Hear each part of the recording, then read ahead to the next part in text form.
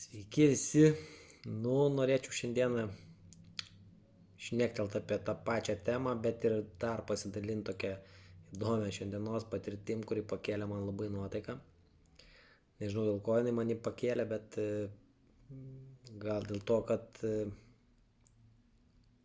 pajuto tas, kas bando kažką negero padaryti, kad neišeis visiems ir jau kad sunkiau tai vyksta. Tai va tas darbas su mumis jau buvo praeitam video, bet va šiandieną ėjau gatve ir susistabdė mane dvi tokios jaunos mergaitės, nelietuvės, ir buvo pasikabinusios čia tokius užrašus, kad jos yra iš Kristaus, Jėzus Kristaus bažnyčios, ir pradėjo manęs klausinėti. O, sako, labas, kas tave padaro laimingu? Ar tu jautiesi visą laiką gerai? Ar dažnai būni liūdnas? Daugybė tokių klausimų. Išklausiau aš jų, atsakiau tik tai, kad laimingų mane padarau aš pats. Nes mes kiekvienas tai galim patys padaryti save laimingu ar liūdnu. Tik mes patys galim savo tą leisti. Niekas kitas negali jums įbrukti, kad jūs šiandien būsit be nuotaikos ar sugadinti jums tą nuotaiką. Jūs patys tik tai leidžiat jums sugadinti nuotaiką. Todėl ir būnat arba liūdni, pikti ar dar kažkokie. Tai čia priklauso nuo kiekvieno žmogaus asmeniškai. Tai joms nelabai patiko šitas mano atsakymas. Ir jos toliau man ten plojo. Ir po to pradėjo kalbėti apie Dievą ir aš paklausiau, kas yra Dievas. Tai kas yra tas Dievas? Kuris? Iš kur? Ir jos pasakė, kad jisai yra virš mūsų. Davė man suprast, kad Dievas tai yra tas, kurio reikia klausyti, kuriam reikia melstis. Sutinku. Malda yra geras dalykas, bet ne tokia kaip bažnyčiui. Maldos yra visiškai, jeigu net pokalbis aš pavadinčiau. Ne malda, o pokalbis su Dievu. Tai jūs kiekvieną dieną tą darot patys, tik tai to net nesuprasdami, nes jūsų mintis tai yra pokalbis su Dievu. Jums nereikia garsiai atsistojus ten rėkti, kad išlysk ten už debesėlio pasislėpęs Dieve. Ne, Dievas yra, mes visi esam Dievas, vat jisai Dievas per mumis patiria patirtis šitam pasauliu, šitoj visatoj. Ir todėl mes esam visas tas šaltinis išsprogdintas į mažas dalytes ir patiriam skirtingus potyrius, kuriuos parnešam atgal. Po mirties nunešam atgal ir Dievas tą visą sukauptą archyvą pasideda po save. Tai kai aš jų paklausiau, jos ten pradėjo man sakyti, kad jo Dievas yra kažkas, tai čia yra pirmas satanizmo požymis, kad jūs menkina, jūs negali tikėti nieko kitą, tik tai Dievą, kuris yra virš jūsų. Tai čia yra labai blogas pasakymas, čia yra super užkalbėjimas, super užprogramavimas jūsų smegenų, kad jūs esat niekas, o kažkas yra kažkas daugiau negu jūs. Kažkas daugiau negu jūs, tai yra, taip teisingai, yra kūrėjas, mūsų kūrėjas, bet tas kūrėjas ir esame mes. tai va tas ir yra tas toks balansas, kad iš dalies teisingai pasako, bet realiai visiškai priešingai. Ir nori sumenkinti paprasčiausiai kiekvieną žmogų, kad jisai nepavyktų jam pabudinti savęs. Kaip dar tą daro? Tai va tos mergaitės, ką dar po to pratęsiu, apie ką dabar norėjau pasakyti, bet tos mergaitės išgirdusios šitą bandė paprieštarauti man, tai aš jų tik tai paprašiau gražiai, sakau, mergaitės, būkit geros, neklaidinkit žmonių, nepasakykit nesąmonių. Tai jos labai susikompromitavo save ir pačios mane susistabdžiusios greitų žingsnių nuo manęs nuėjo.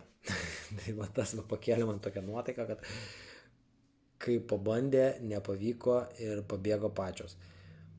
Tai jeigu būtų tai teisybė, ką jos kalbėtų, tikrai nebėgtų, jos su šypsena atsistotų ir toliau bendrautų, bet taip atsitiko, kaip atsitiko, parodė tiksliai, kad čia ne teorija, o teisybė, parodė veiksmai tai.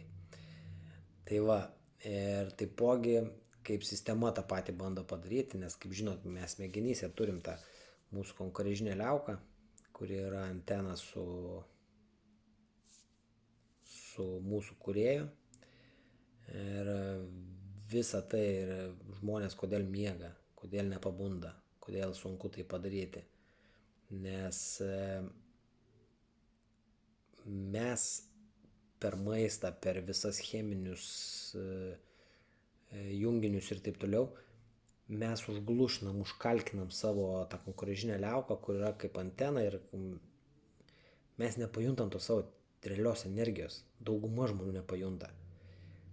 Aš pradėjau biškį kitaip ir maitintis, kitaip ir vartoti tiek dantų pastą, va čia yra pats didžiausias priešas yra dantų pasta, dantų šepetėliai, kur plasmasiniai dantų šepetėliai, tai tikrai jums kenkia labai stipriai, patarčiau naudoti bambukinį, medinį, tikrai geriau.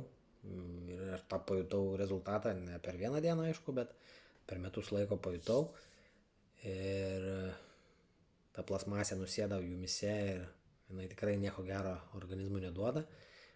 Fluoras po to taipogi užkalkina jūsų tą konkarežinę liauką, neduoda ją išsiskleisti, nes ten yra kristalai viduj jūsų konkarežinės liaukos, kurie ir yra ta antena, padedanti jums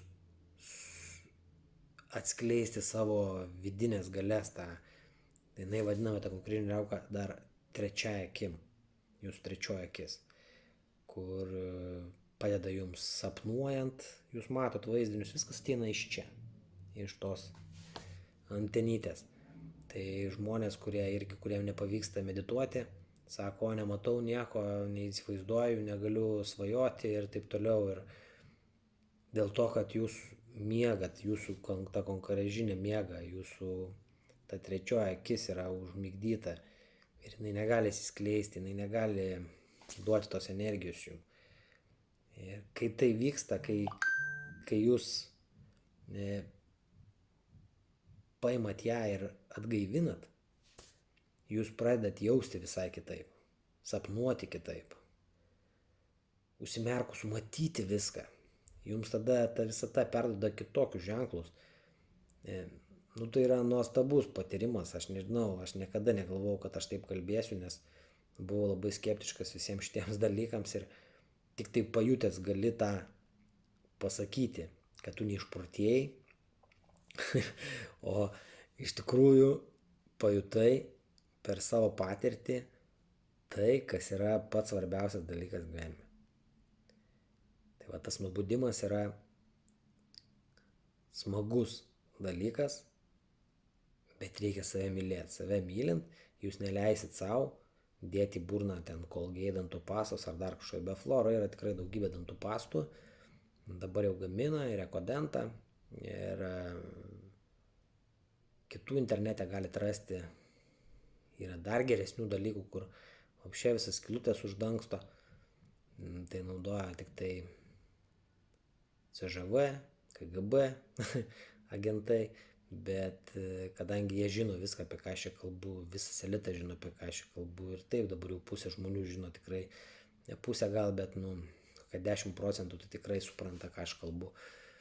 Ir už tai linkiu visiems, neleiskit savo plauti smegenų, geriau išplaukit tas smegenis nuo tų visų kalkių ir pradėkit sveikiau biškiuką gyventi, mylėkit save, džiaugtės savim, pagirkit save. Neleiskit save žeminti, net tiem, kas labai gražiai atrodo kalba, bet vis tiek ant galo jūs pažemint nori. Būkit tais tikraisiais žmonėm, teisybės žmonėm. Nebūkit melo aukom. Neverta. Bet tos mergaitės man pakėlė šią nuotaiką. Tikrai ačiū jom. labai stipriai. Gražios dienos.